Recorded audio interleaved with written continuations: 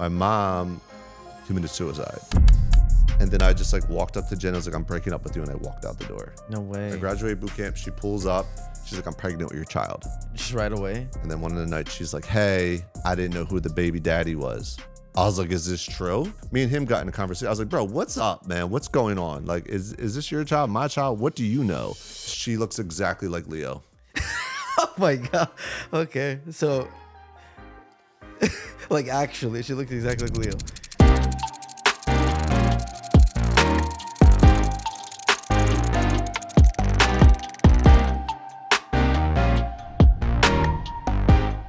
I just want to give you guys a heads up before the episode starts. We are officially on Spotify and Apple Music for all the people asking. You can check out the links in the description. And also for anybody that used to watch my gaming videos, I'm actually launching a gaming channel in the description. Check it out. Jesse, thank you for having me. I really appreciate you having me in your house. Yeah, thank you so much. Thanks for coming. I told you off camera, but I was a big PvPeep. Oh, right?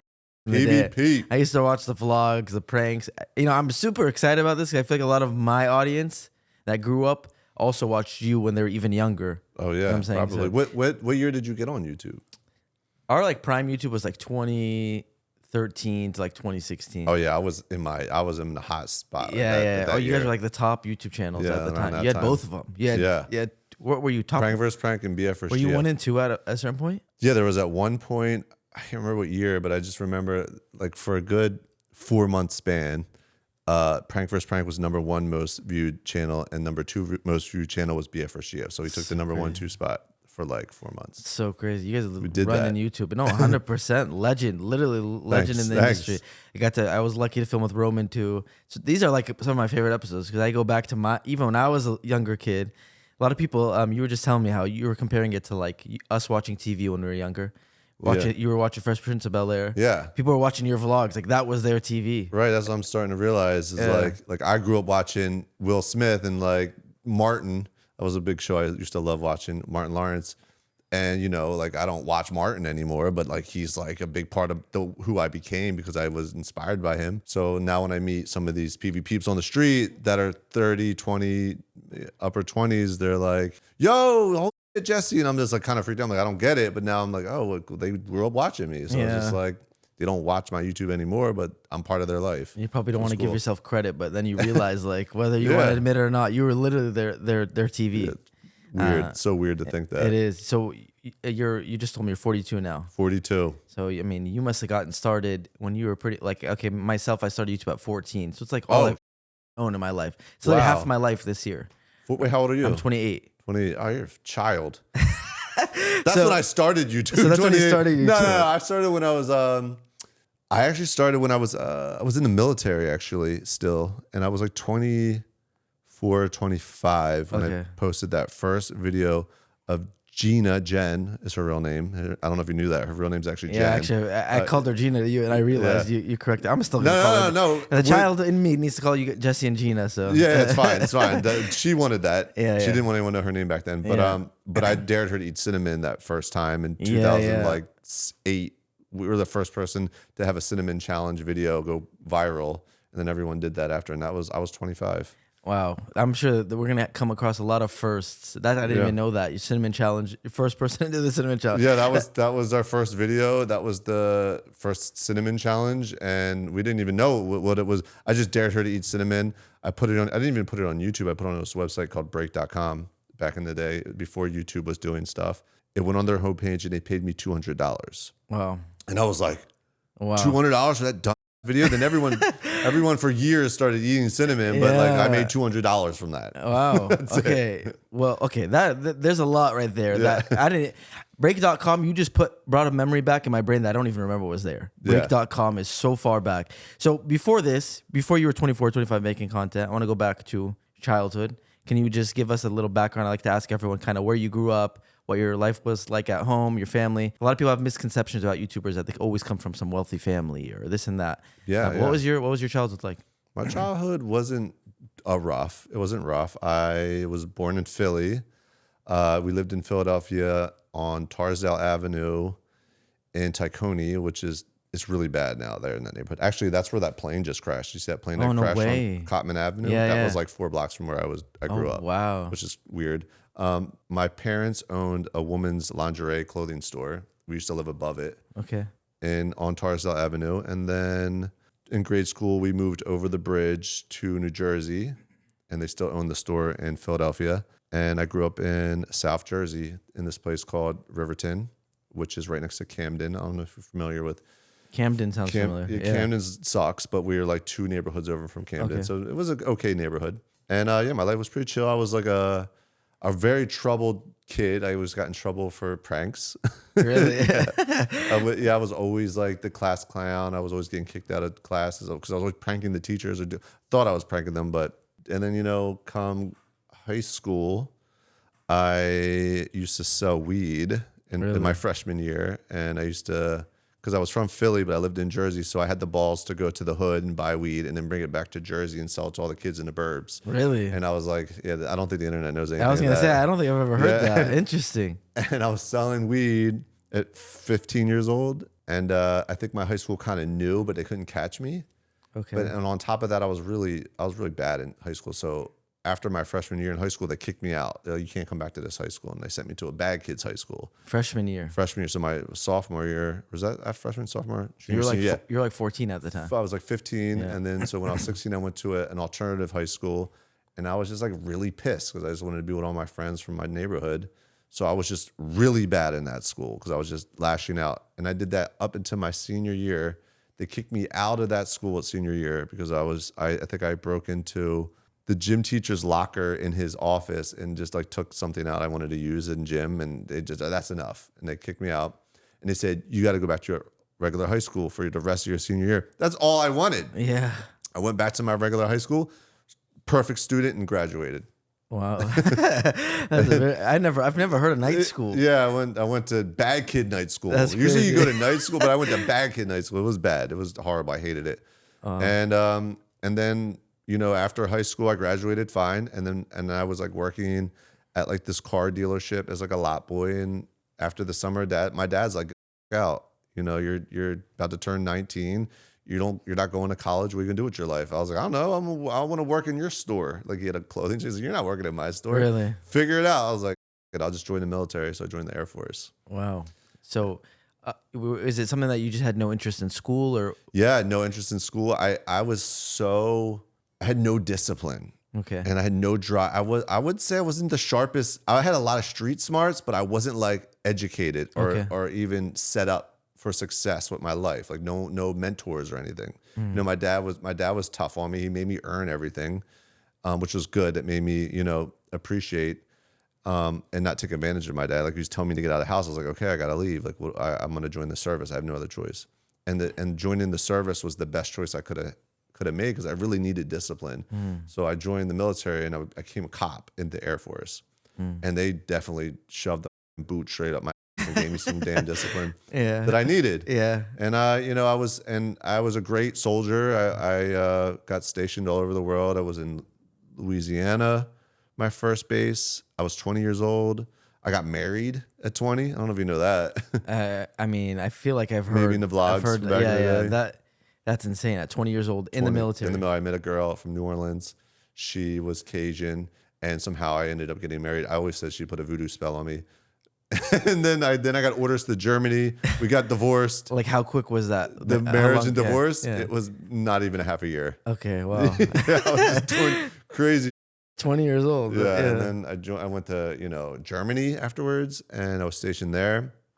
And then I got forward deployed to Kuwait during the Iraqi war. So I was in Kuwait, and then it's very interesting. I mean, you've already had a very like action-packed early teens and early adulthood.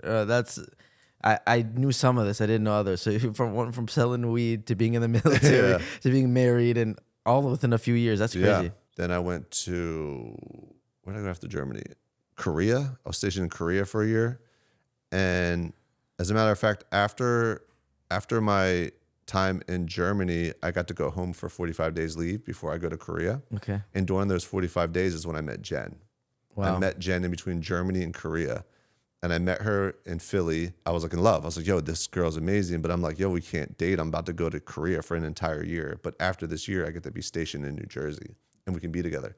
So me and her had a full one whole year long distance relationship before we actually started dating. So after my tour in Korea, I came to New Jersey, and that's when me and Jen really locked in as a couple.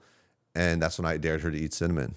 So crazy. And then she ate that cinnamon, and then it was like, you know, all that happened afterwards, YouTube stuff. So you got a $200 check from break.com. Yeah. So when I was in Korea, actually, past the time was there's no TV, was online video, and that was like pre-YouTube time. That's before YouTube, yeah. And there was like break.com, E-Bombs World. I don't know if you remember these websites. Yeah, I do remember them. And I would watch these websites, and it was entertainment. And then I just remember reading, like, if your video gets on the homepage, they'll pay you $200. And then so when I got to, after my tour in Korea, when me and Jen are together, I was, yo, let's try and make a video for this website so you can get on the homepage. And we did. Oh, so that was literally your goal. That was goal. I was like, trying to get on that homepage. So what changed after that? Getting a $200 paycheck.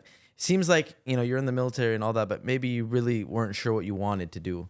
Clearly, you didn't want to go to school. Clearly, you just went to the military because, like, I don't have any other option. Right. Did you feel like when you got that $200 paycheck that, like, this is something you wanted to do? Not yet.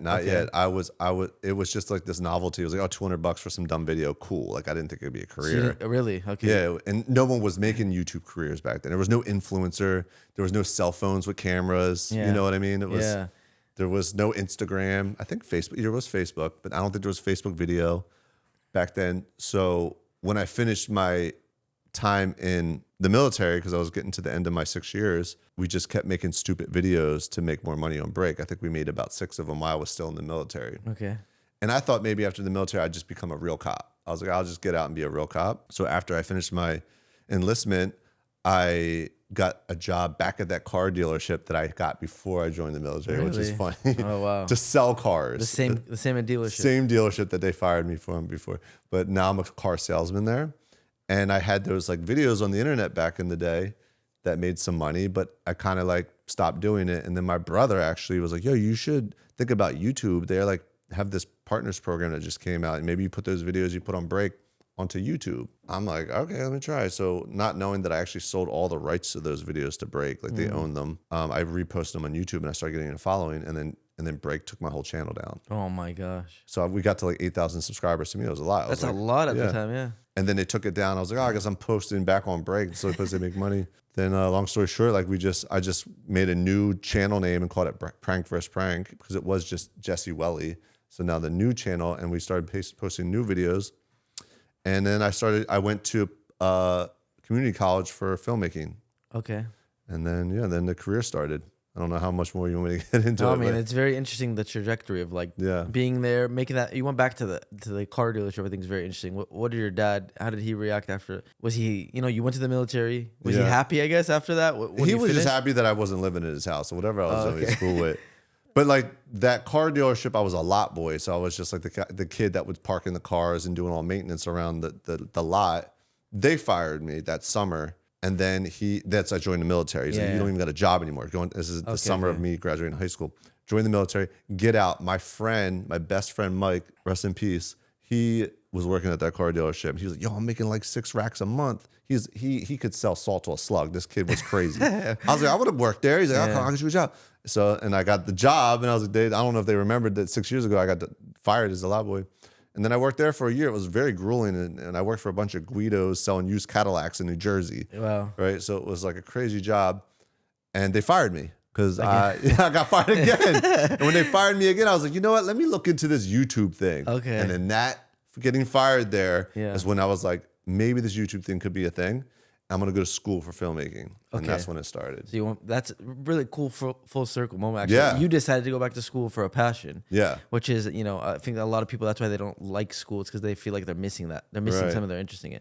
My dad was actually a car salesman for like 2-3 decades. So I know, I've seen how gruesome it can be. Oh, yeah. And I don't think a lot of people are cut out for it. Nah. And I was with a bunch of Guidos, and the guy that owned the dealership overstacked the salesman. We were fighting in the parking lot. It was crazy. They could be a reality show in there. It was crazy. That's how I feel. I feel like my dad has a second life at the car dealership. I don't know. But so you went to school and you opened PrankvsPrank. By the way, amazing branding by accident. You made like one of the best YouTube handles of all time. Really? I feel like that's such a solid. People always want to get like an OG, like a nice name, a nice tag. Yeah, PrankvsPrank is pretty. Yeah. So what happened from there? You were with Jeana at the time. I'm gonna call her Jeana. I know you're Jen, but you went to school. You're with her. You started making content, or so we had those break.com videos that did really well. So then we realized that people just really like to watch us. So we were just doing these pranks back and forth. You know, it was just fun, and we'd post them on YouTube. And at that same time is when YouTube daily vlogging was kind of starting off, like the daily, and it was like Shay Carl, Charles Trippy, Philip DeFranco. These guys were like doing this vlogging stuff. I'm seeing it. I'm like, yo, we're just as interested in them. Let's also do a vlog channel. So we created BFvsGF. So then we just were like, all right, we'll just make a video every day like these guys and see what happens. That started blowing up. People really cared about us having a window into our personal life. And it was just so simple. It was like, I didn't have to overthink it. I just would film my day, slap it together in an edit at the night, and post it in the morning. So it was just like. How big was your prank channel when you launched the vlog channel?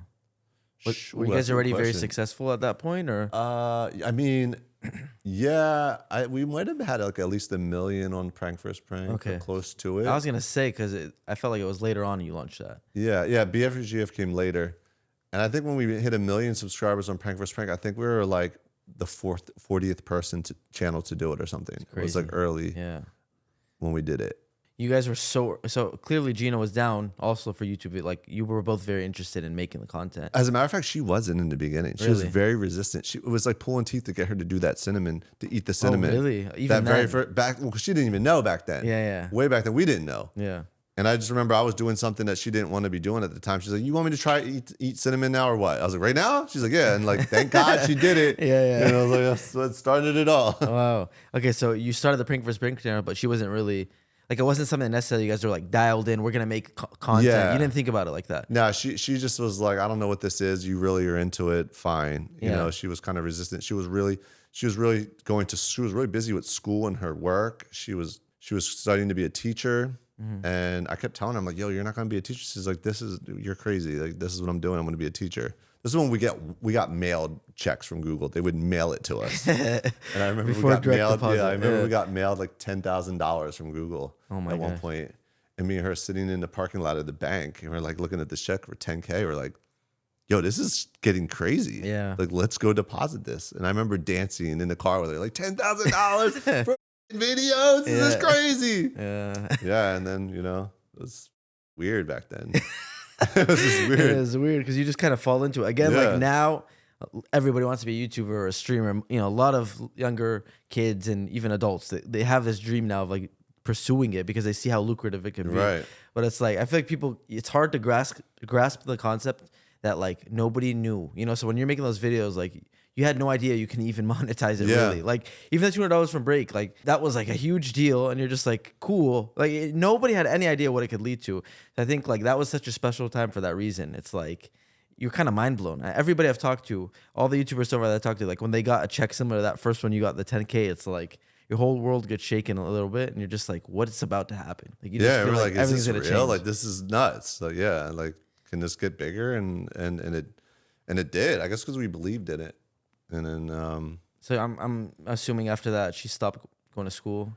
Well, no, she kept going to school and working for a while. And you were probably pissed. And then I remember the first VidCon popped up. I was like, yo, we need to go to this. She's like, no, I don't want to go to this thing, VidCon. I'm like, I'm telling you, we need to go to this. This is important. Yeah. And she's like, fine. So we went. The very first VidCon, it was at the hotel that was on the Avenue of the Stars down in Hollywood. I think it's Hollywood. I can't remember the name of the hotel, but I just remember going, and YouTube wasn't as big as it is now, obviously, and all the biggest YouTubers were all just hanging out in the lobby. So I remember walking there, there's Nigga Higa, there's iJustine, Daystorm, I don't know if you know any of these names. Yeah, of course, yeah. And we're all in the lobby, and I'm just like, that's when I met Charles Trippy for the first time. I say Charles Trippy was probably the biggest person that helped Jeana and I's career. Really? He's the one that put us on. I'm forever in debt to Charles Trippy. Because back then, if one of those YouTubers mentioned you in their video, you're in, right? Yeah. You know, you're in. Like that shout out is huge. And I met Charles at VidCon, and I was like, they're the biggest vloggers right now. This is who we're inspired to be like. And they walk up to us like, yo, we think your videos are so funny. Awesome. Da da da da. And they put us in their vlog. And then from that point, it was just like a rocket ship for us. And I was like, Jen, see, I told you we should have went to VidCon. You were like 27 at the time, 28? How old was I? You must have been like, so again, like, was young. Yeah, between 27 and 30. Yeah, wasn't that old? Wasn't that young? I guess everyone in that lobby was in that hotel lobby was probably around the same age. Yeah, I was definitely the older one in the because I went to the military for 6 years. A lot of these guys and girls started when they're like 20, but I started like 25. So I was probably like 28, 27. Very, very interesting. Like, it'd be so cool to go back in time and see that lobby. I know. And, I mean, how that little it was exists. You can go on my YouTube. I'm sure there's a YouTube video about it. And every YouTuber kind of has that one guy that put him on. Everyone knows a moment like that happened. It's really cool. Yeah. Even Charles Trippy's still making vlogs to this day. I don't think he ever stopped. Yeah, I see him every time I open my subscription box. He's in it. Yeah, he's still vlogging. It's crazy. He's going for he was always like, I'm going to set the world record of daily vlogs and never miss a day. I don't think he's stopped. This dude vlogged through like a brain cancer thing. Crazy. Like he literally had his head open holding a camera. I know. I actually remember seeing that a few years ago. He's a gangster. It's insane. So yeah, I just always credit him for my career and helping us at that jump, like big time. I think something that I realized when I kind of stopped making content, I'm sure we'll get into this later, but just that consistency of doing something every day, having that goal, you wake up and you're like, I'm going to make a video today. Yeah. Like, that's something that can drive someone. Yeah, like, can fuel your whole life in a different way. It's kind of like the gym for a lot of people. Right, they go to the gym and it just gets you like in tune, for everything. So I'm sure for him it's like, he probably can't even at this point think of not making a video. We need to find out if he ever took a break. I need to know. We need to look it up. We need to get some fact check. Maybe we'll get a fact check. But if he didn't, it's been since like 2008 at least 7. Yeah, he definitely has a record for sure. Yeah, he was so worried about someone beating it. I'm like, bro, I don't know. You think you're good? So he, you keep referencing and giving love to the first stage, I guess, of what you call them, of YouTubers, right? Mm-hmm. People that are before you. I still feel like you guys didn't really have a roadmap when you were, they didn't have a blueprint. You kind of were figuring it out as you went. So at this point, you had maybe a couple million subscribers. You went to VidCon. You had I'm sure a lot of fans came up at VidCon. The very first one, not so much. Okay. But it wasn't very many fans. It was just all YouTubers. Okay. So yes, Charles Trippy was basically a fan. That was one of your first fan experiences. Do you remember the first time you guys got recognized? Yeah. You and Jeana? I remember the first time her and I got recognized. It was just crazy that I can remember. But we were ice skating in Philly and some girl skated up to us and was like, hey, I love your videos. And we're like, oh, that's so cool. Weird. Yeah. That's so cool. I think it's very interesting because you have, it's already weird enough to live this life, but then when your whole thing is around a kind of a relationship too. Yeah. It was very back and forth with you guys. And I know you spoke about it a little bit. I did an episode with Roman and we talked about, pranks. Again, you guys have a similar trajectory too, where he talked about how he had his prank channel. Then he eventually started a vlog channel. And like when the vlog channel exploded, basically, like it was a whole new audience. So he had his prank audience and he had a whole new audience. I feel like your audiences were a little more the same. Yeah, you guys kind of built a very strong community early on. Yeah. But I remember he spoke about how the money that came from the vlog channel was just way different than the money from the prank channel. Did you have a similar experience? I think so because we were getting more views on the vlog channel because it was so much content. I can't remember which made more money or the other, but it was good money. Yeah. Okay. I'm sure I definitely look back at my prime YouTube months and look at like how much money you were able to just pull in like that. Yeah. So from AdSense, I guess you had AdSense. You also did you guys have brand deals at the time? Oh yeah.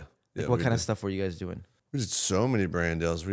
I remember we did a brand deal with Jack Links. I can remember that. The beef jerky. The beef jerky. Okay. No Wawa brand deal. No, they never reached out. We've always tried to reach out. They just knew they're getting for free. I grew up here in the West Coast. You've been here for a while now. There's no Wawa out here.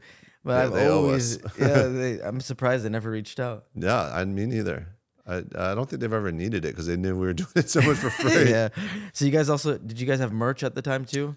Did you get on that? You know what? It was a shame because we had such an opportunity to sell merch. We just I was so wrapped up in just like the vlog, editing and getting it up every day that I wasn't ever thinking about other business ventures, you know? And that's something I really regret now because that's the move. Like that. I mean, like I felt like we were figuring it out. We set the standard, and then the next generation of YouTubers came in, like the Logan Pauls and the Paul brothers, and they were like, "Yo, it's not just about the videos; it's about the merch." Yeah, and the businesses outside yourself, and that I wish we would have done differently. We tried to sell merch, but we weren't very successful at it because we just didn't have the infrastructure. Okay, yeah. These things are not easy to learn on the spot too, especially a lot of people have teams around them and stuff. Right, I had no team. I think my dad did our merch. Really? Eventually, yeah. That's usually how it is, right? Like my accountant for the first like 10 years was some guy that my mom knew from her work or something like that. It's just like you kind of just string people together for whatever works. So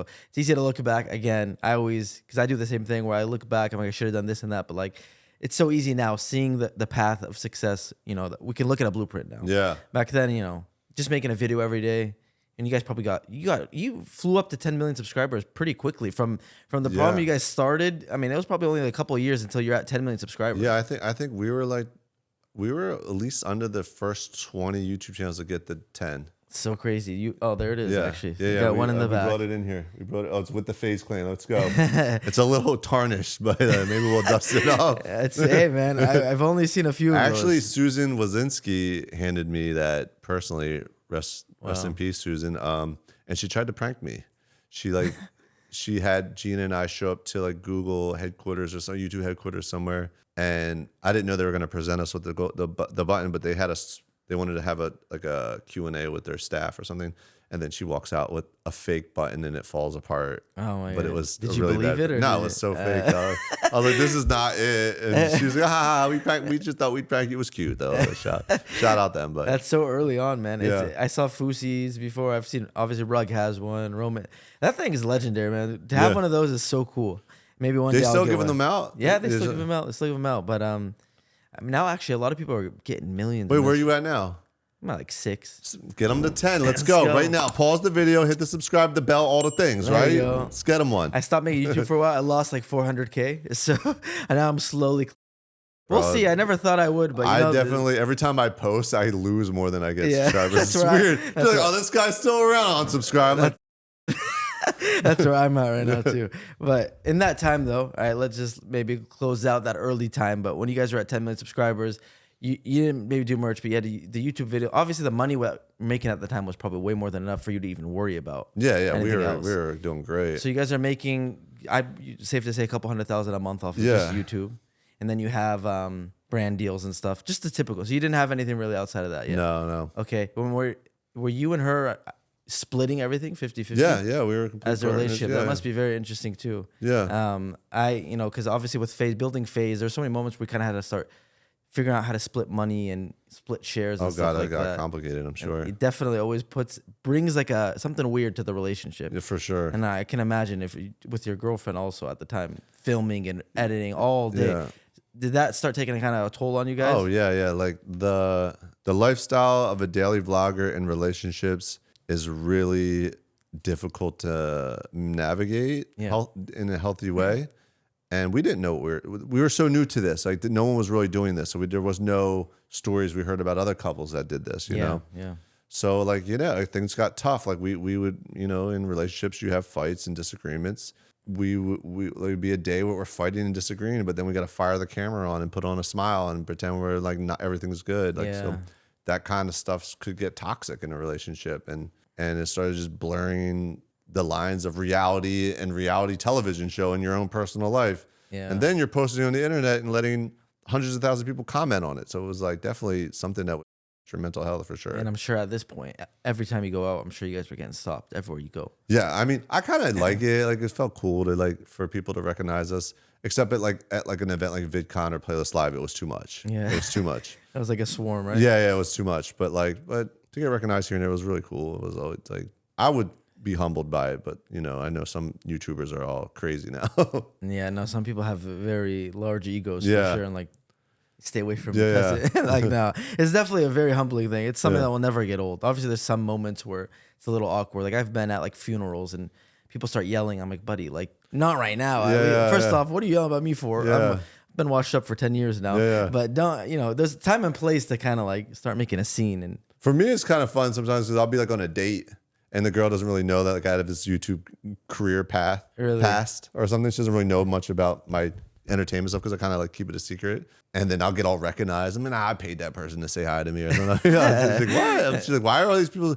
And there's always the person at the movie theater that works. Oh, Jesse, or the waiter. Like, oh, Jesse. That's cool. And I'm like, yeah. I feel like older in life too, it's probably cooler. Like, as I got older, I kind of appreciate it more too. When I don't know how to explain it, but like when I was in my early 20s and in the midst of all of it, maybe but it was little kids that would say hi to us. So it was kind of like cringy. You're like, this little 14-year-old is coming to take a photo. I'm like, yeah, well, that's 14. But now they're 30. And I'm like, yeah, there's a real person. And they now. hook you up now, probably at the steakhouse. Yeah. It is a really interesting experience. Your fans are 30, which is crazy.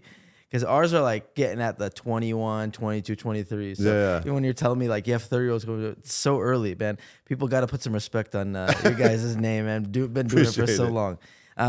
You guys mentioned that, you know, at the end of kind of you and Jeana's relationship, like, there was a big struggle at the end of it because of this, what we're talking about, everything being on camera and being on YouTube. Was there like a turning point or like a certain thing that kind of was like, all right, this is becoming way too much? I mean, yeah. I mean, so yeah, her and I were doing daily. I think we got to like 6 years until we finally took a break. 6 years straight? 6 years straight of a video every day. You just talked about Charles Trippy for the whole, you could spend like 5 minutes praising him. 6 years is insane. Yeah, but Charles is probably like 12, 14. I don't know what he's at. But 6 is a lot. Yeah, it was a lot. That's 1,800 videos at least. Yeah. It's like 2,000 videos. There's a lot of videos. Yeah. A lot of videos. And you're editing every single one of them. I'm editing them. If not, Jen might have edited a couple, but I was primarily me. But it made me a really good editor, like a really good storyteller. Yeah. Because I'm like every day another story, so like, I gotta go practice. But yeah, it was definitely getting to be a lot on our relationship. And like Jen and I, at the end of our relationship, we were together for 10 years. I guess, I don't know, we just grew into two different people. And it was like, for me back then, I wasn't really good at communication. Like I definitely grown now. And I think I was so unconscious.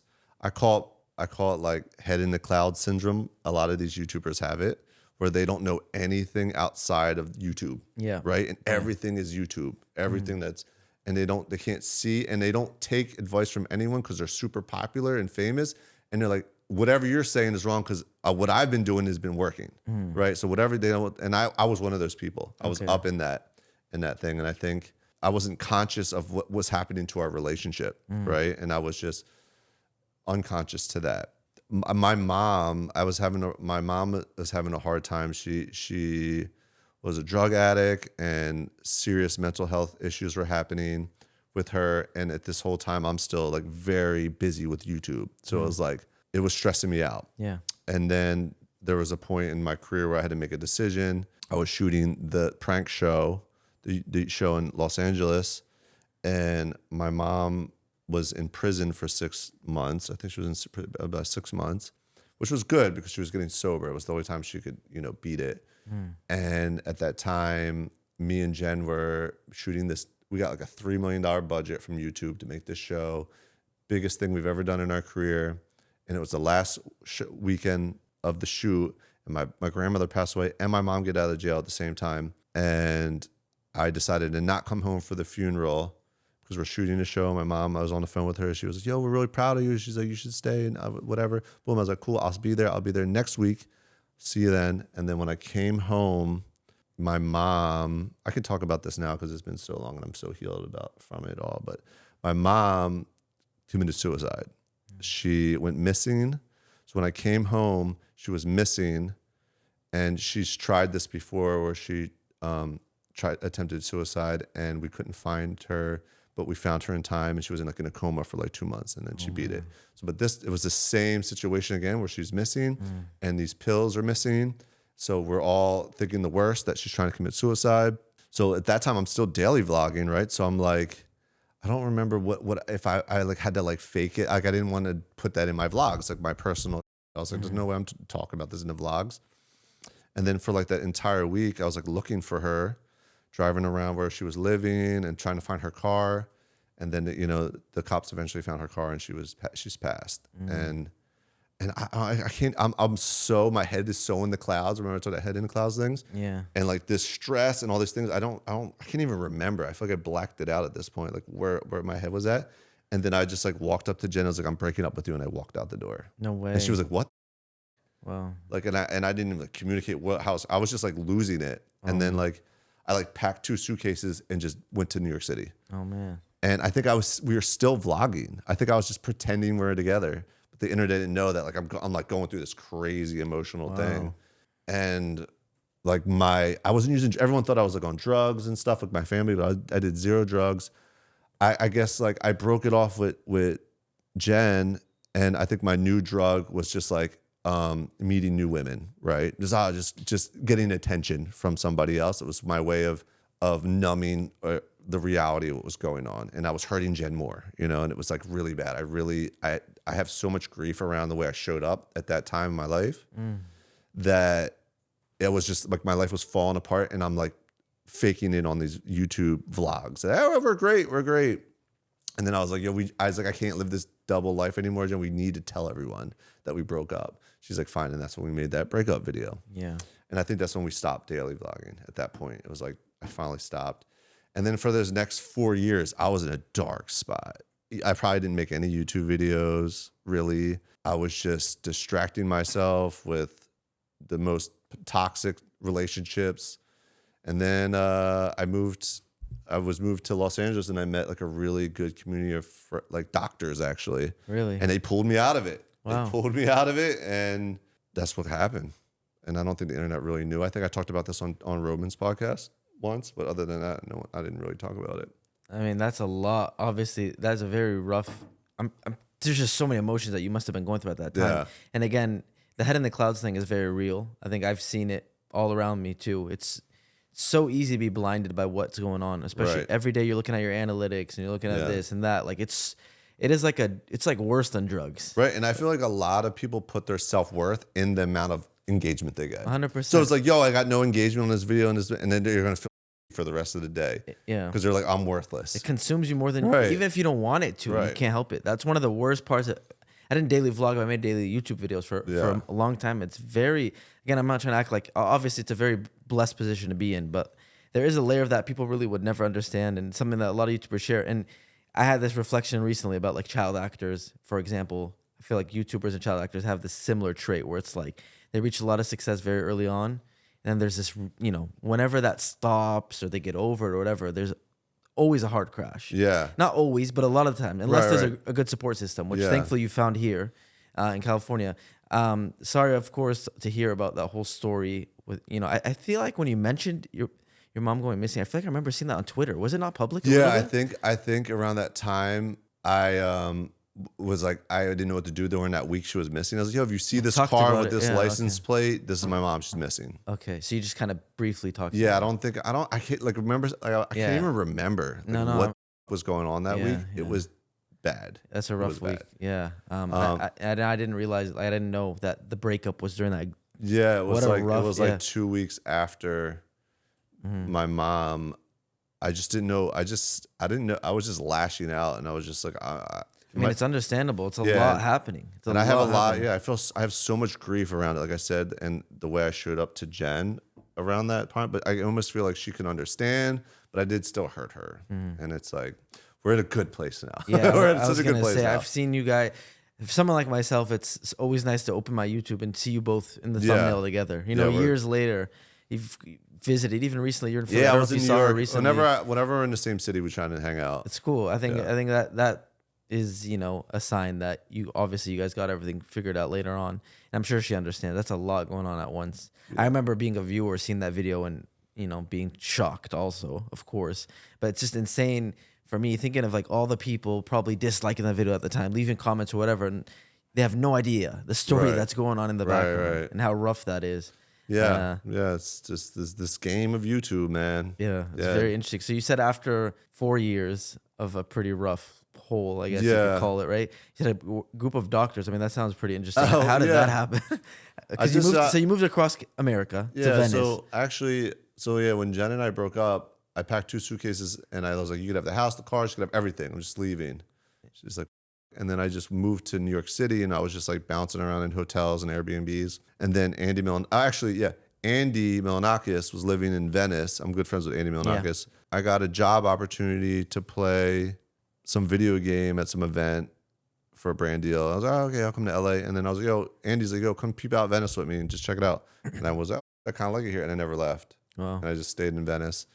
And then eventually, you know, over time, Andy was my only friend. So I was hanging out with him for a couple of years. And then I stumbled into this friend group, and a lot of my friends are like holistic doctors and acro yoga people and a lot of community driven stuff, and they're really good people. So it was just like good people helped me deal with stuff and not even realizing they were doing it, right? They just saw me. They're like, yo, you're not okay. Like, what's going on? Like, they pulled me out of it, and I didn't even know what was happening, but they did. And I'm assuming they didn't really know who you were either. I mean, some did, but yeah, they knew who I was, but they weren't friends with. It didn't feel like that's where they were friends with me. That's what I was leading to. Is Yeah. like there's a big difference. When you meet someone, you could tell they care of you as Jesse, probably the human, versus like because of your YouTube success. Yeah. So I mean, clearly that life is probably way different since then, right? Since you stopped being on the daily vlog. How much do you think when you were vlogging, when all this stuff happened that you just explained, that like the reaction of the audience was playing into like the way you would make your decisions? Oh yeah, on the vlogs, just everything. In general, even you guys had issues. You and Jeana, right, at that time. Did you feel like there was a layer of like worrying about people were going to react to the breakup? Yeah. Oh, at that point, I didn't care what the audience thought. I was like, I'm living my life how I need to do it. Yeah. But before the breakup, like it was a lot of like, all right, we posted a video. What'd they say? They like this, they like that, they hate this. Okay, we'll do that tomorrow. It was like, that got crazy. Now it's 6 years straight of that. It's kind of like you have a boss. Yeah, it was like the Truman Show, but like being told what to do in it by the viewers. It's an interesting relationship because obviously you appreciate the audience. You love how invested they are and how passionate they are, but they could be critics sometimes. Yeah. And you just blindly go along with it and accept it as like something you like, but maybe you don't, But like, they really like when I eat a cookie and dance. Okay, maybe I'll do that tomorrow. Like, you know what? I don't even like cookies. Nah, I'm just playing. I do like cookies. Yeah, it's very interesting. So when you took that break, what do you think changed for you? I feel like that's like a do or die and kind of like deciding where your future is going for a lot of people. When you kind of get out of the spotlight, right? It's I've seen good and bad results for YouTubers that kind of taking a long break like that. Yeah, I mean, I was still at that point. I felt like a lot of my self-worth was wrapped up in my engagement and my fame. So I was having a little bit of depression when things started going down. At that same time, so we weren't, it was way more successful when it was Jen and I together. So when we separated, things, started to decline. But around that time, I was still hot on YouTube, and I got an opportunity to work with Snoop in like 2018 or 17, and because we had the same manager at the time, and then my manager knew I wanted to direct more because I was like, all right, maybe I'm not meant to be like a YouTuber. Maybe I'm supposed to be a director because I really like that. I'm gonna lean into that. I want to call that in. I want to manifest that. So my manager knew that, and then he got a deal with me and Snoop to play some video game for some live stream for something in 2017.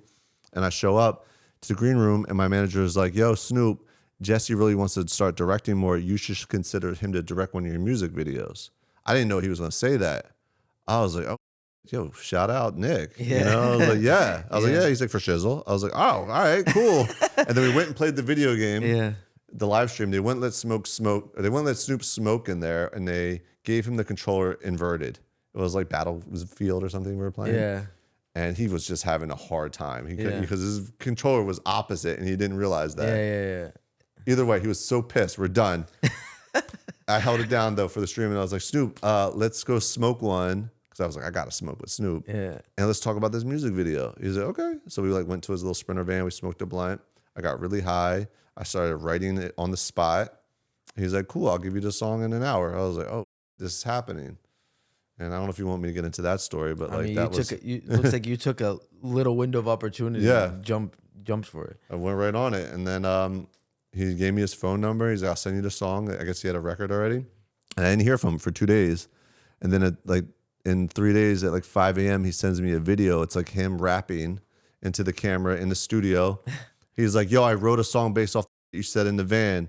What's your email? I was like, oh, I just co-wrote a song with Dog. Yeah. I was like, all right. And then I've only worked on one music video before that. Was that Chip Chocolate music video, but I didn't even really direct it. I was just in it. That's another throwback. So I was like really not prepared to like fully produce and direct a music video, but he trusted me, and And then, yeah, I mean, long story short, we did it. And now I'm on my 8th project with him. So you're still working with him today? Yeah, still working with him. That's really cool. And you mentioned off camera also that you have like different passion that you wanted to start pursuing as well, right? Because I've seen you on Twitter, my Twitter recently. I've always seen you right on my timeline. I've seen you really dabbling into like AI and some animation stuff. Yeah. So the project before this I did with Snoop, I did a animated Unreal Engine music video called Crip Your Enthusiasm. It's fully animated. And so I built an animation company based off that project. I was like, oh, we should do this more. But that was right around when NFTs was popping off. So I was like, yo, there's something here with NFTs and art with, you know, animation, because it doesn't seem like there's a disconnection here. Maybe we can capitalize on it. And it just took me so long to get to that place where we were making really cool animations that NFTs died. I was like, oh, we missed it. Yeah, I missed it too. Buddy. I was like, yo, if we would have made this music video right when the NFTs popped, we would have minted like a $200 million project for sure. Dang. But we missed it. Whatever, fine. Yeah. Can't be early at everything. Yeah, but I was like, all right, well, now we have this whole animation like pipeline. It just didn't really work. It was like it just didn't really work out. Not that many people want animation. But then AI started. I'm like, yo, this animation company might die because you could just prompt it now. Yeah. So I was like, let me just start learning more about AI and just digging into that, because that's where we're going. And anybody that's really considering being a filmmaker, learn AI right now, because that's where it's going.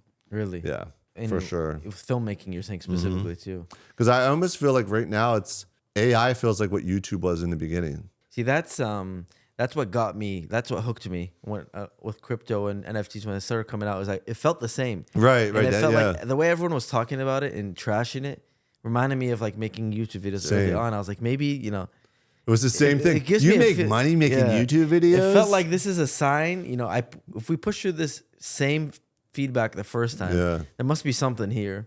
I'm not saying there isn't. I guess the NFT world, maybe not so much, but blockchain technology for sure. Yeah, I unfortunately, to your point of when you're making videos every day and when you're so dialed in, it's so hard to go outside of your little, you know, your tunnel vision of what your main objective is every day. So there's a lot I'm still yet to learn on all that. So it seems like you spent a lot of years learning also, like kind of just honing in on different types of skills. When you're not making content, you're picking up different habits and different skills.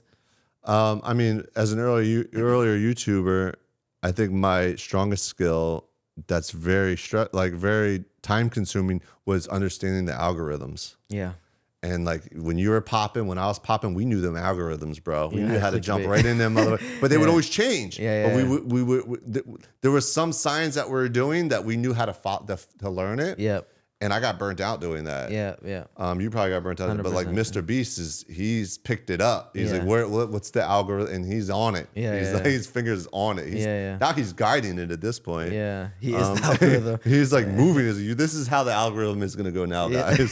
You're gonna have to put a Lamborghini in a shredder. Like that's what you want to be on. Isn't that insane? That's what YouTube got to. I know. I'm like, bro, as soon as AI gets good enough where you can't tell the difference, I'm just gonna say I'm gonna put many Lamborghinis in shredders. I don't know the future. I mean, for me, like I think, you know, I started doing this show recently and it's kind of getting me back into content, which I didn't think I would for years. But I've definitely spent a few years when I had my little dark couple years when the FaZe stock kind of crashed and all that. I don't really know what's next. I don't know what I want to do long term. So you feel like you've locked in on what you want to do? I only want to do things that are fun. Okay. And right now, the thing that I really enjoy that's fun is DJing. I love playing. Like I love playing to a live crowd of people, music. That it's fun to me. Like filmmaking, it's not as fun anymore to me. I don't know. I got burnt out, and like I'm over here working with Snoop and stuff and making these things. It's a lot of work. It's almost stressful. Like, you know, like it's because I want to make sure I get to that level of quality that I want to be able to, you know, put out. And then when it comes to DJing, I'm like so stress free and I'm just having so much fun. And I think I'm supposed to make music. Like I'm really good at it. I'm like, what? I honestly think I could be a better DJ than I am filmmaker. I mean, I'm never going to stop filmmaking. I'm going to continue to do it. but I've been just pouring a lot of my time into DJing because it's a lot of fun. That's really cool. And you mentioned that you want to travel and just Yeah. go across the world. Just You've traveled a good amount, I feel like, in the last few years, right? Oh yeah, I've been traveling a lot lately. This year 2025 is like I want to be abroad more than I am stateside. Really? And What are some places that you're thinking of going to? I want to go to Japan. That's like top. South Africa. I want to go to the Africa Burn. I want to go back to Bali. I want to DJ in Ibiza. Okay. I'm gonna DJ in Ibiza. I shouldn't say wanna. I am. Okay. Manifestation. You know, you guys call it in, and I truly feel like I will. So it's gonna happen. You know what I mean? Like if you don't believe it, it's not gonna happen. I am not in a bad envy, not in a bad envious, but I'm envious when people have that, like a burning passion. Because I know what it feels like to have it. I know what it feels like to not have it. So locking in on something and like being excited to do something, I feel like is all you need sometimes. Right. And I lost it for a long time. And now I found out it's music, playing music, even if it's DJing. I was like, oh, I'm waking up, walking downstairs and just getting on my decks. I'm like, whoa, you're happy. I'm addicted. I'm like, okay, this is going to work. It's a good feeling. This is going to work. It's awesome. I wish you the best in that. Thanks. You know, one of the themes of this show was kind of finances and the fame and fortune, right? It's called Fame and Fortune Unfiltered. We talked about it a little bit. We spoke about how hard it was to be under the spotlight at certain points of your life. So I don't even have to ask you what the roughest part. I mean, you kind of just explained to us a very, very rough moment that you had online. But when it comes to the money, right? Even now, a lot of YouTubers, I think also that I've spoken to, we have this kind of regret. We've kind of both hinted at it jokingly, but you look back at like what you were making and like, I wish I was making, you know, not I wish, but everything happens for a reason, right? Yeah. But what lessons have you taken? You know, what did you not do back then? I guess that you're planning on doing in the future now with investments or. Oh man, back then when I packed those 2 suitcases and went to New York City and then came here and then got an apartment, I should have just traveled the world. I should have just because I realized when I travel is when I get the most inspiration. And back then I wish I would have just traveled the world and just like been a gypsy for a while. That's why I'm doing it now. Cause I'm like, I could still do that. Like I saved enough money to kind of have this lifestyle. Granted, if I make zero money on those trips, making YouTube videos or DJing, I'm still going to be okay. Still happy. Okay. So that's something I wish I would have done.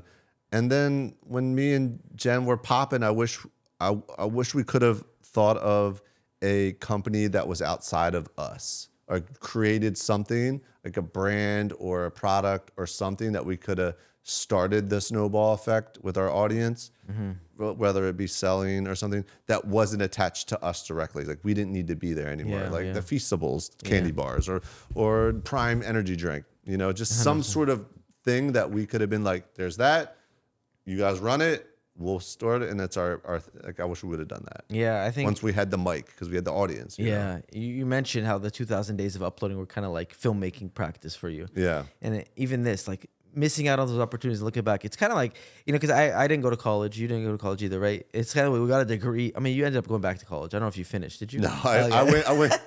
I literally went to go to one class that was called video imaging. Yeah. And it was going to teach me how to edit, even though I was already editing. So I went, and also I went to community college because the military would pay me to go to college. So I was getting paid. Okay. And that's when I had a couple videos on break.com and just started YouTube. And I remember sitting in the class. I already knew how to edit in Final Cut. It was Final Cut 7 or whatever back then. And the teacher was like, yeah, I got this video on the internet that has 250,000 views. This short film I'm really proud of. He's like, I want to go around the room and ask about all things you guys are working on. And he gets to me and I'm like, yeah, I got like 4 videos. I got 60 million views. And he's like, what the? Piss probably. No. It was just like this moment was like, I can't believe I should be up there. He should be down here. But yeah. And that's interesting. So that was my school. But I mean, I look back, that was maybe something that I was a little bit, what's the word? Like embarrassed about. I don't know embarrassed about, but like I had some self-esteem issues with that concept of not. But I realized looking back now, like I feel like I got a master's from the experience. You know what I mean? Right. Yeah. And even what you're mentioning, all the things you look back and you wish you did different. It's like now when that next opportunity presents itself for you to kind of dial into some of those things they may have missed out on, it's like you're gonna know how to master it, you know, this time. So well, you and I have this weird data collection that of like knowledge of what's it is now, right? Like we like I always thought that like if everything fails and no one gives about me, I could probably get a job at some company of like helping them with their strategic, I always had that. Yeah. Back in my head I was like, there's so much data that I have that could help Yeah. them. And I see it now. Like, I'm like, we're like whizzes. Like sometimes when, like, I have a lot of friends that like do, they have their own companies and stuff, but they're not as dialed in like social media.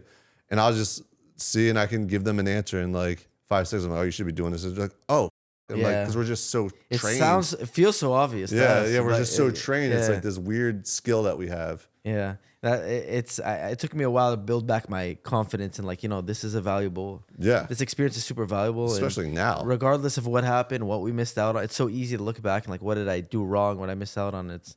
It's a good feeling to kind of get over that hill and be like confident in what you could do in the future. For sure. I guess when you with the money that you work. Very blessed to make. What stresses came with it in your personal life? A lot of people have a lot of family, it gets weird sometimes with family or at least extended family. Did you have anything like that or with your friends? When it came with money? Yeah, Not really. It was all pretty good. There was no real weird moments where people were leaning on me for money or anything. Okay, and you mentioned that you like when people come up to you, like it's something that you've enjoyed throughout your when someone would say hi to me on the streets? So being recognized. It wasn't anything that wasn't necessarily anything negative in your life for you. No. I mean I was just in Utah and I was with 2 friends and we get off the plane and this guy has his headphones still on and we're just walking off the plane. He's like, Jesse, PvP. Like it was like super like screaming. Yeah. And I'm like, can you hear me? He's like, I was like, you have your headphones on, you're screaming. Yeah. He's like, oh man, I'm just excited. So that was a little weird moment for me. But I was like, bro, I'm embarrassed.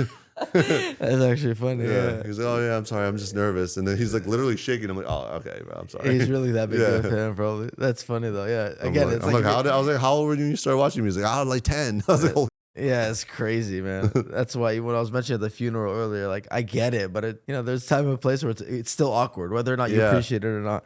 It was just a little embarrassing. Does it feel good though? I saw you posted a documentary here recently, and a lot of your videos recently, I've actually seen you've been getting a lot of people coming back and showing a lot of support on it. So how does it feel after such a long break to be able to kind of drop content and still have an audience that's like there? Oh, I know. Yeah, it is. It's like a roller coaster with my audience now, or with YouTube. It's so unpredictable because sometimes I'll put a video up and it can maybe break like 50, 60,000 views. But then if I put a video up that has a thumbnail of me and Jeana in it, it'll break 1 million. It's crazy, yeah. And then I put a video up and it was like that mini doc that we did that did really well. I was like, oh, sweet, okay. So and then like I'll put a video up and it doesn't perform. So it's like really hit or miss. And I put so much work into these videos sometimes. So I'm just like, I don't know what to do. Yeah. I don't know if I keep going. Do I stop? I don't know. I have no idea what to do. So I need to ask the Mr. Beast at this point. What's the algorithm, bro? That's what I was going to ask you, like the future of Jesse, I guess. Are you going to be making content when you're going and you're traveling the world? Yeah.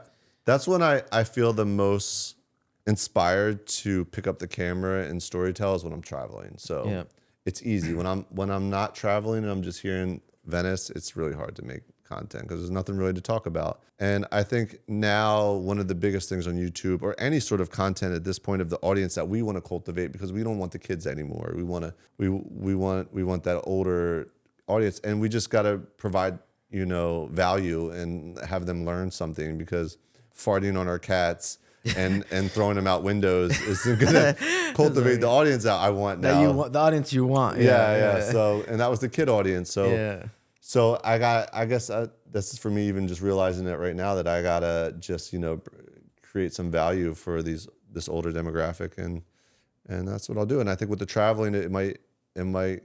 I was always thinking of like travel guides to each places I've gone to inspire people to want to check it out and be like, oh, here's the guide to if I travel to Japan, this is what I should do. Yeah, that's a really cool concept, especially when it's a familiar face that they build trust. I think for myself, not to give advice, I'm definitely not the person to give any advice, but with this show that I did, it was the first time I was like, this is the kind of content I like to watch. You know what I mean? So when I started making content that I actually thought was good, I got a lot of good feedback, a lot better than I expected. So I feel like for me, that was a lesson I learned. I was like, I'm just going to do what I think, what I would enjoy watching. And if the audience comes. And it's like, hopefully, like I was a little surprised at the first few episodes. I was like, okay, well, there's a lot more feedback than I expected here. Oh, good. Hopefully that'll be the case with you too. I mean, I think if you just do what you enjoy doing, because again, like when you're, like we spoke about earlier with the audience kind of telling you, I want this, no, I want that. Yeah. And you kind of like try to mold and It'll stress you mold out. it on them, and it's not even fun. Right. To your point of coming down and going on the keys, and you're excited and you're fun. I think it's probably the best way for you to make the best content you're gonna make. So Yeah, I agree. We'll be in touch. The Just YouTube. We'll see what you're doing. Like Yeah. you said, we'll come back in a year. Yeah. And Yo, we'll see where, I mean, I don't know how my audience is going to take me being a DJ. I get a lot of feedback of like doubt, which kind of fuels me. Yeah. So, yeah, if you don't like the DJing, then I don't know. I'll be traveling. So long term, I guess, for the rest of your life. And Oh. okay, and I can't. That's a big No, go for it. Let's no. go. But What's like, the question? so what's you're 42 now. So you just told us that you want to travel the world. You have this, you want to go do what you wish you did a couple years ago. Long term, do you want to get into a long term relationship again? Do you want children? Yeah.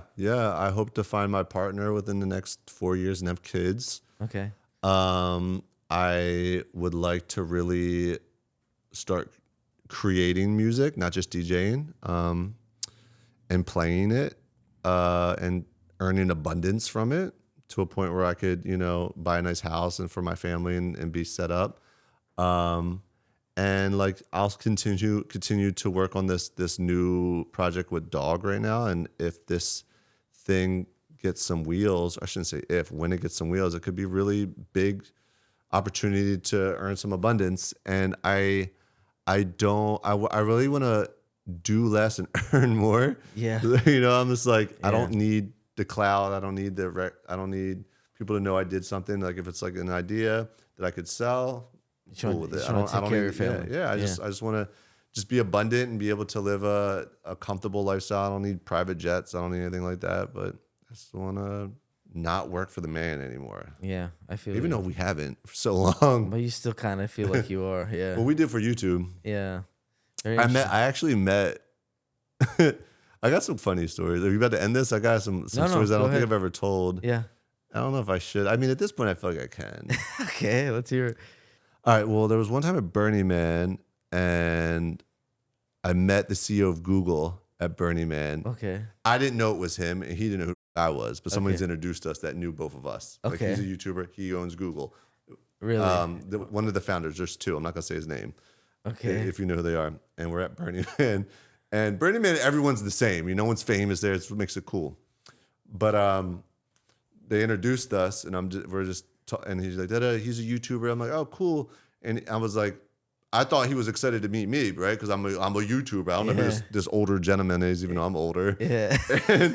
and he wasn't really interested to talk to me. And I was like, okay, cool, bye, whatever. Yeah. He walks away, and I'm like, who was that? She was, oh, that's the CEO of YouTube, well, the founder of YouTube. I was like, oh, full circle. Yeah, that's crazy. This is a guy who used to write my checks for me, Yeah. and now here we are at Burning Man. I don't know. That was just one interesting time, and that was at Elon's camp. Elon goes to Burning Man, and Okay. I've hung out with him a couple of times, and I really like Elon. So everyone's hating on him. I really like him. He's a dope dude. So I got to get close to him. He's definitely awkward. He's awkward. Yeah, he's definitely socially awkward. He seems like he from what I've Yeah, seen. he's very socially awkward, but Yeah. he's cool. Yeah. So. Right. That's I guess I won't get into the stories about him because I don't want to. I love him. He's dope. that's crazy. Meeting the CEO of Google, or Yeah, it founder was so of weird. Google is insane. It was so weird. It came Yeah. full circle at that moment. I was like, oh, now what do I do with this information? That's really cool. No, you've had a very eventful life. I mean, even from your early teens and going into, I knew some of the stories. Like I said, some I didn't. It's pretty cool. I think you've lived through a lot. I think your experiences have really, you've gotten like I said, like double master and like experiences in life, and you've lived a Yeah, few I've lived like different a bunch of eras. them Yeah. for sure. really Like I cool. was a cop at one point. Yeah, I arrested people. How does that Doesn't even register Do you even in me. remember that? Yeah. I can't even remember. Like, I don't even remember making YouTube videos early on. Yeah. That's the thing when I meet people, because you're a little older than I am, right? Like for me, A lot older. You're 28. half my life has been FaZe, but at the end of the day, that Right. half is the only thing I know. So like other people that would come and work at FaZe, they had a 10-year career here, and then they did this for yeah. 10 years. I was always like, I don't understand how you could spend 10 years doing this and spend another 10 years just doing something completely different. It's just so interesting to me. I'm sure that's how I'll feel. Maybe 10 years from now, I'll have a whole different thing that I'm doing, but can't imagine thinking back to the days you were a cop versus Right. the days you were doing vlogs every day versus now you're going to travel the world. It's Now I'm very a Burning Man different. with Elon Musk. Yeah. What happened. It's very different. I think the last thing I want to ask you, if you're okay with talking about it, because you've talked about it a lot, and you deleted the video that you did make about about the daughter. Yeah. Right? Yeah. Well, because I don't even know actually what happened there. So you made a video for context a few years ago that you thought you may have a daughter. Okay. Because you also just mentioned you want kids, right? Yeah. So okay, here's the story. I think I said it in this video even though, but so when I was 19 years old, when I was still living at my dad's house, I had this girlfriend, and she used to tell me she couldn't get pregnant. And then I'd go into boot camp.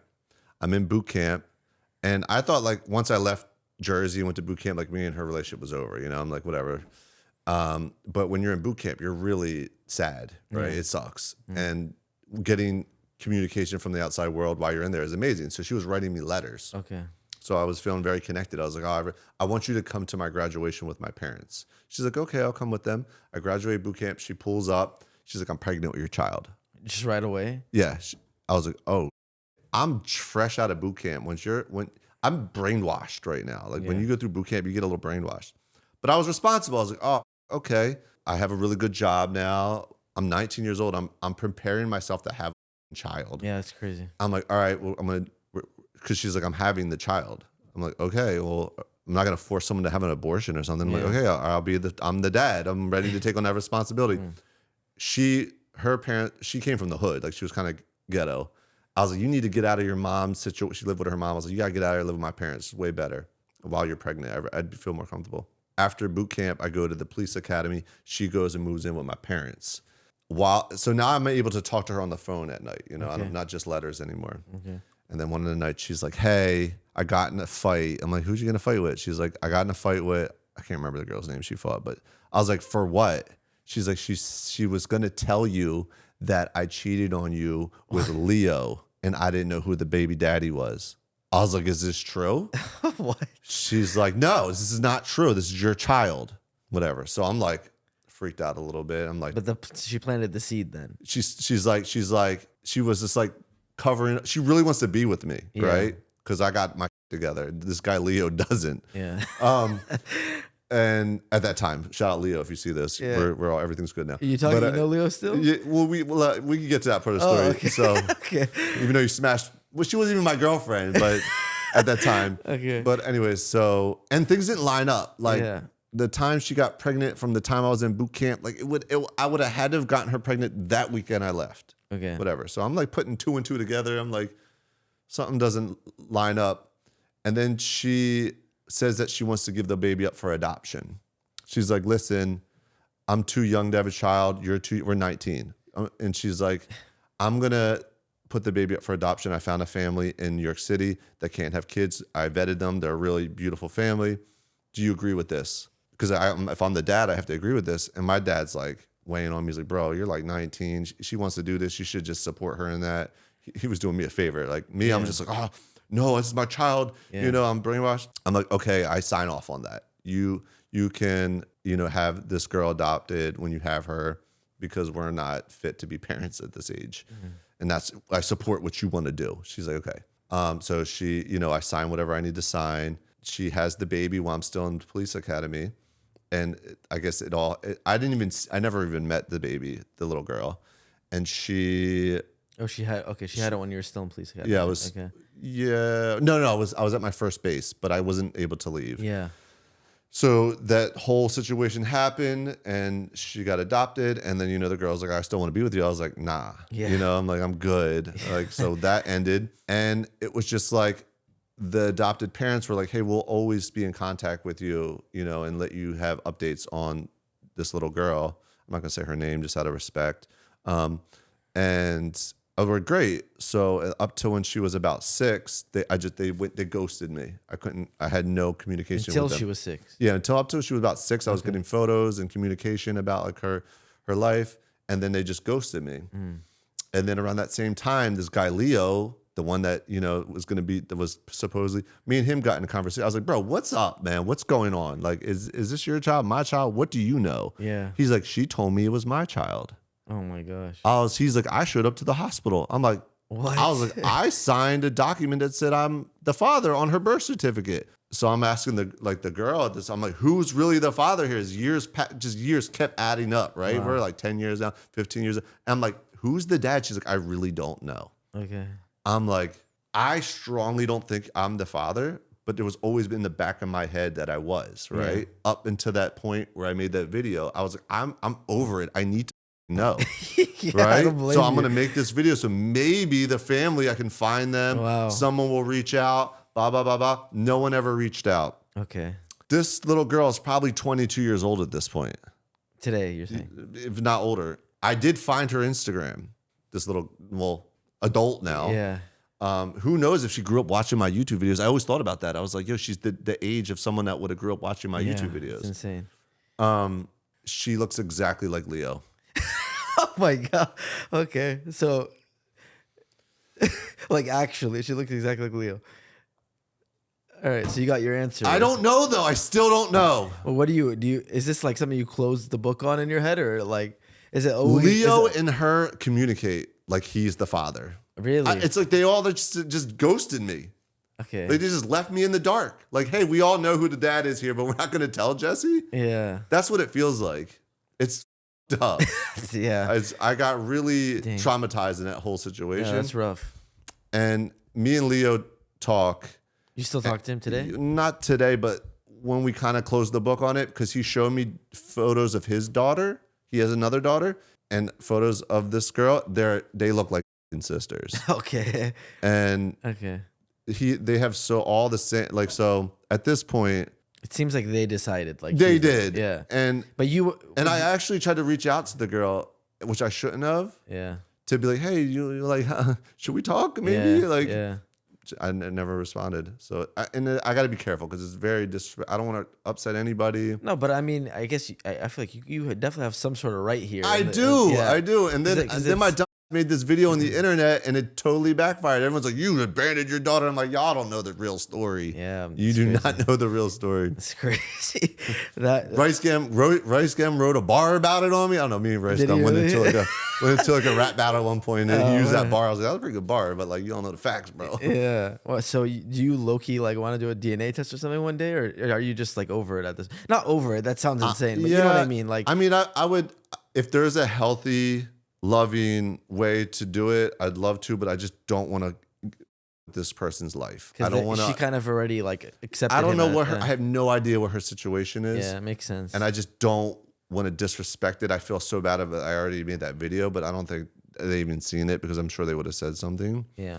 But the mother, I think, has a really good relationship with her, like the original mother now, and they communicate. Good. And I'm always just like, yo, am I the dad? I don't know. I'm like, are you kidding me? Come on. I think you're just with me at this point. It's like you're getting trolled. Yeah. But you're most likely. I'm 99.9% sure that you're not. Okay. Just based on the look, like how she looks. It's like crazy. It's very. It's his for sure. Yeah. He even says it. Yeah. He believes it is to this to be true. Yeah. So I'm like, okay. It's very, very interesting. So when you're 19, guys, don't get someone pregnant. Yeah. Well, you have a lot of lessons that you taught. That's a big one for sure. That's a big one. I think that is a crazy thing, that having a child is something that people probably would not realize is how crazy it is until you probably have one. Right. Or you have a nephew or something and you really see what it takes to raise a kid. Yeah. That age, I can't imagine. I cannot imagine. I just, there was years that I was just like so nervous that like when she does find out that she's adopted, that she like knocks on my door and is like, hey dad, I'm like, I'll pass out. Yeah. You know what I mean? I was just like, so in that type of world, you would be like, I was just, you'd accept that result. You know what I'm saying? If like she, if I was her, I mean, I almost was disappointed that I found out that I wasn't. Really? Because I would have been like, oh, that would have been cool. Yeah, but yeah.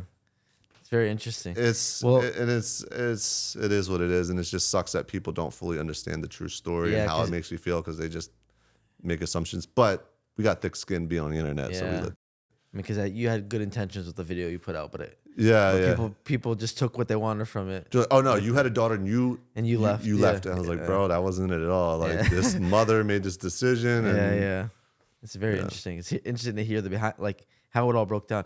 Man, I definitely commend you. You're a very strong person for sure. Thanks. There's a lot of stories that you've told that are very not easy to get through. And again, I've been around a lot of YouTubers, and people go through a lot of things all the time, but not a lot of people are really able to work through them, you know? Yeah, and appreciate that. maybe, you know, I think you have a lot of life experience and strength. I think that has pushed you through, but it's inspiring to see. So congratulations. And I'm excited as someone who's watched you now, you know, watched you early on, have been following you on I've been seeing you on my timeline for the last decade still. So I'm excited to see this next, I guess, journey of traveling the world. Let's go. Meet me there. Maybe. I've never been to Japan either, actually. Yeah, meet me there. It looks nice. But I appreciate you having me in your house. We kind of took over your house. No, it's all good. I apologize, and glad I got to see it before you move, I guess. Yeah. And best of luck wherever you're going next. And you are a legend in the game. I gotta You are too, don't man. want to glaze like people would say today, but for real, you deserve all the credit. You're one of the people who made YouTube what it is today. So I appreciate that. I appreciate thank you bro. for what you've done for the game, and appreciate you. Thank you for having me. Yeah, of course. We'll see you soon. All right, brother. I gotta do the awkward handshake now Yeah, to end nah. it. Thank you, man.